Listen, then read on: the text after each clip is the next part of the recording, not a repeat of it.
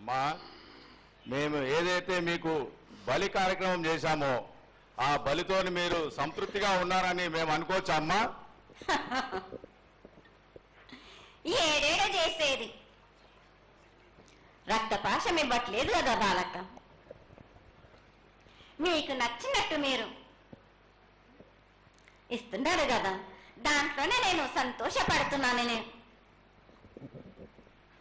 అమ్మా, నువ్వు మిమ్మల్ని సాహసం కోరుతున్నావో కోకడుతున్నావో అర్థం కావట్లేదు తల్లి.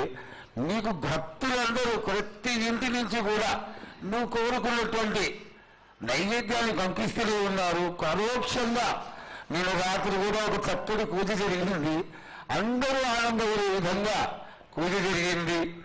తల్లి ఆశీర్వాదం బాగా ఇస్తావు కాదు అమ్మా, ఆకరణ ఆల్రెడీ ఏదో ఒకటి వేసుకుంటావు తల్లి.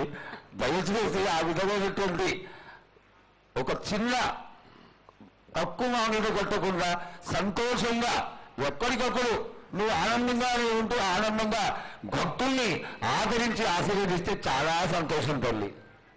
సంతోషంగా ఆనందంగా అనుకున్నాను. మీరు కోరినట్టు మీరు సంతోషంగా ఆనందంగా ఘనంగా అందుకున్నాను. బాలబచ్చలకే గాని గర్భిణీ స్త్రీలకే గాని ఎటువంటి ఆపదారాను నా బాలులందరినీ నేను కంటికి రెప్పలాగా అరికాలకు ముళ్ళున్నట్టేమో నిబంధతోటి మీకే భారం నా కాపాడే భారం కూడా నాది. నా కల్లా వచ్చినందుకు మీరు సంతోషంగా ఆనందంగా ఉండేలా చూసుకుంటాను.